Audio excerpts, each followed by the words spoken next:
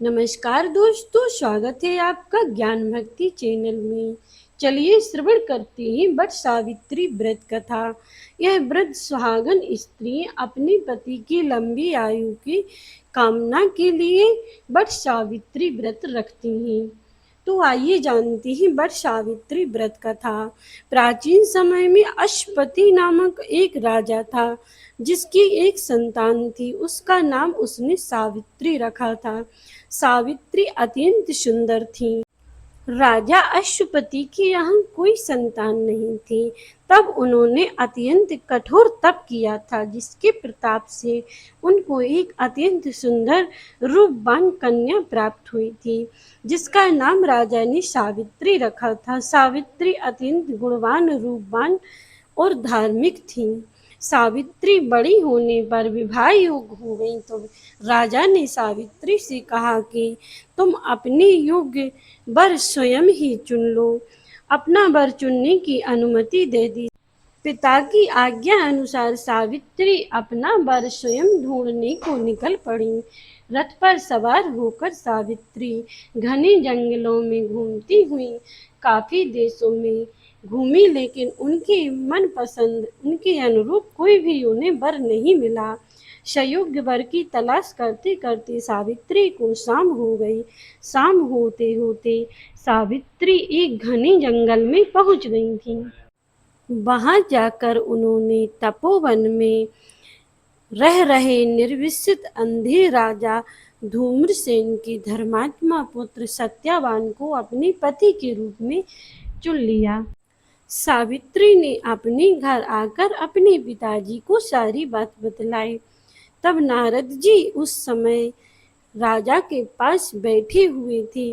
नारद जी ने ज्यों ही सुना कि सावित्री ने सत्यवान को अपने पति के रूप में चुना है, तब नारद जी राजा से बोले कि हे राजन, तुम्हारी कन्या ने बहुत ही गलत निर्णय लिया है। इनसे कहो कि यह अपना निर्णय बदल दें। कि सत्यवान एक तो अल्प आयु है और उनके माता पिता भी अंधे हैं। उनका राज्य भी उनसे छिन चुका है और अल्प आयु है। इनकी आयु मात्र 12 वर्ष की थी और अब इनकी आयु शेष 2 वर्ष की रह चुकी है। ऐसे में सावित्री को सत्यवान से विवाह नहीं करना चाहिए। सत्यवान की मृत्यु कुछ ही समय में हो जाएगी। तब राजा ने सावित्री को अत्यंत समझाया, लेकिन सावित्री ने कहा कि हे पिताजी, पति केवल एक बार ही चुना जाता है और मैंने सत्यवान को अपना पति स्वीकार कर लिया है। अब किसी भी कीमत पर मैं अपना फैसला नहीं बदलूंगी, क्योंकि मैंने मन ही मन सत्यवान को अपना पति मान लिया है। अब मैं किसी भी तरह दूसरा पति नहीं चुन सकती हूँ।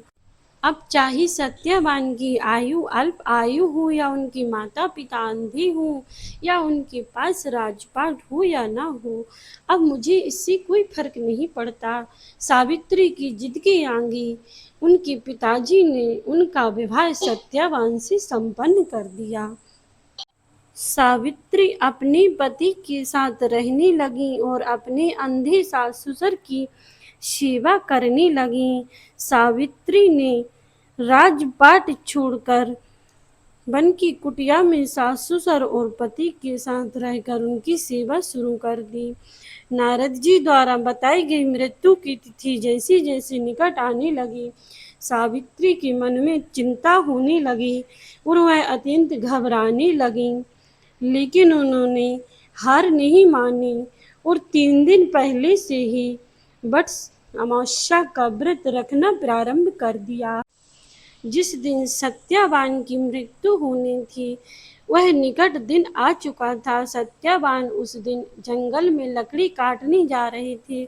सावित्री ने कहा कि मैं भी आपके साथ चलूंगी, क्योंकि सावित्री को पता था कि इनकी आज के ही दिन मृत्यु होना है। और जैसे ही वह अपने पति के साथ जंगल में गई, तब सत्यवान एक बट के पेड़ के ऊपर चढ़कर लकड़ी काटने लगी। उस सावित्री उसी पेड़ के नीचे बैठ गई।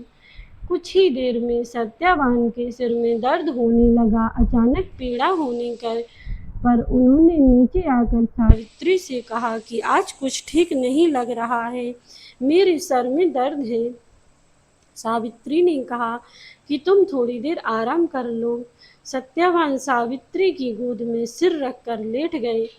थोड़ी देर में कुछ ही क्षणों में साक्षात मृत्यु के देवता यमराज वहां पर पहुंचे। उस सत्यवान की जीवात्मा को अपनी बस पास में बांधकर दक्षिण दिशा की ओर चलने लगे। सावित्री यमराज को देख पा रही थी। सावित्री, मैं अपने पति के प्राण तुम्हें नहीं ले जाने दूंगी। और सावित्री यमराज के पीछे पीछे चलने लगी। यमराज ने कहा कि देखो सावित्री, तुम्हारे पति की आयु पूर्ण हो चुकी है और इनका अब अंत समय आ गया है। इनको मुझे ले जाना ही पड़ेगा। तब सावित्री ने कहा कि यदि तुम मेरे पति को ले जा रही हो तब मुझे भी ले जाओ, मेरा भी यहाँ क्या काम है। मैं अपने पति के बिना नहीं रह सकती। तब यमराज ने कहा कि तुम्हारी मृत्यु का समय अभी नहीं आया है, तुम्हारा जीवन अभी शेष है और तुम जीवित ही हमारे पास यमलोक में नहीं आ सकती हो। तब सावित्री ने कहा तो मैं तुम्हें अपने पति को भी नहीं ले जाने दूंगी। उस सावित्री यमराज के पीछे पीछे चलने लगी। जब यमराज ने बार बार उन्हें वापस जाने को कहा लेकिन सावित्री वापस नहीं लौटती। तब यमराज ने कहा कि ठीक है, तो तुम्हें मैं एक वरदान दे देता हूँ, लेकिन तुम वापस लौट जाओ। तुम चाहो तो कोई वरदान मांग लो। सावित्री ने कहा कि ठीक है, मेरा राजपाट वापस कर दो। जो हमारे सास ससुर का राजपाट छिन गया है वह वापस मिल जाए। यमराज ने तथास्तु कह दिया, लेकिन सावित्री फिर भी पीछे नहीं लौटी। यमराज ने सावित्री से कहा कि अब तो तुम वापस चली जाओ, मैंने तुम्हें वरदान दे दिया है, तुम अपना राज वापस ले लो। तब भी सावित्री नहीं मानी और थोड़ी देर और चली। यमराज ने पुनः कहा, अच्छा तुम एक वरदान और ले लो, लेकिन वापस लौट जाओ। सावित्री ने कहा, ठीक है, मेरे सास ससुर जो अंधे हैं उनकी आंखें पुनः प्राप्त हो जाएं। तब यमराज ने तथास्तु कह दिया, लेकिन सावित्री फिर भी पीछे पीछे ही चलने लगी। तब यमराज ने कहा कि तुम अभी तक मेरे साथ क्यों चल रही हो? मैंने तुमसे कहा है कि तुम वहां पर यमलोक में जीवित नहीं जा सकती हो।